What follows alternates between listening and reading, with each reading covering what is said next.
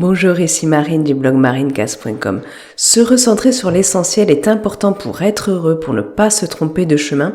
Et l'hiver représente un moment très bien adapté pour cela. On en parle dans cette vidéo. Alors se recentrer, c'est essentiel pour votre bien-être, particulièrement à des moments charnières comme la fin de l'année ou le début de l'année d'ailleurs. On a plus envie de cocooning à ces moments-là, de rester à la maison plutôt que sortir.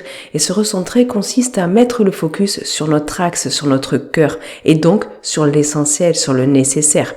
Sinon, ça s'appelle pas du recentrage, mais de la dispersion. Et si jamais vous en faites les frais de la dispersion, c'est le moment opportun pour vous en rendre compte avant de découvrir un jour que vous vivez une vie qui n'est pas celle que vous voulez.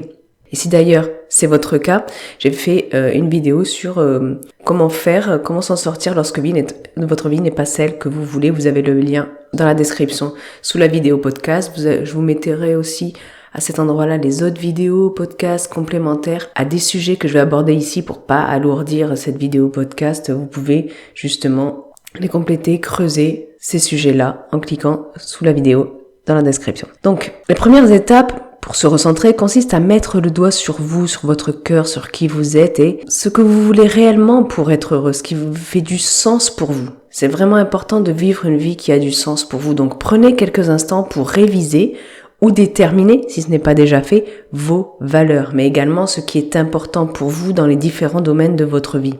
Ensuite, sans vous juger, ni vous ni les autres, listez ce que vous appréciez le plus dans votre vie actuellement, mais également lors de l'année écoulée, y compris vos découvertes positives par exemple. Listez aussi ce que vous n'appréciez pas, ce qui vous a déçu, ce qui vous a le plus plongé dans des émotions et pensées négatives. Et j'ai fait une vidéo sur 3 outils pour vous libérer des émotions et pensées négatives, si vous voulez aller voir ça dans la description. En fait, il s'agit ni plus ni moins que d'effectuer un petit bilan général de ces 12 derniers mois environ.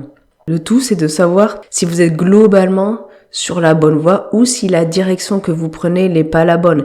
Ça peut arriver, on peut être tellement la tête dans le guidon, tellement débordé et ballotté par le flot des événements qu'on peut en venir à se décentrer pendant trop longtemps sans y prendre garde. Donc mieux vaut vous en rendre compte maintenant pour corriger votre trajectoire et ensuite passer à l'action. C'est vraiment important de prendre soin de vous en cette période de l'année, surtout une période où il fait généralement plus froid, plus humide, on a souvent moins d'énergie et comme la nature, notre corps et notre esprit demandent à baisser de régime. Donc pour vous recentrer vraiment, en premier lieu, faites de votre mieux pour prendre soin de vous et de vos proches. J'ai fait des vidéos là-dessus et listez tout ce qui est essentiel pour vous. Et en prenant ça en compte, imaginez comment se déroulerait une bonne journée lambda. Quelle routine efficace et nourrissante vous pourriez mettre en place pour mieux apprécier vos journées à partir de là? Quels éléments positifs pourriez-vous ajouter? Qu'est-ce qui vous met en joie? Et au contraire, quels éléments désagréables pourriez-vous amoindrir, voire supprimer?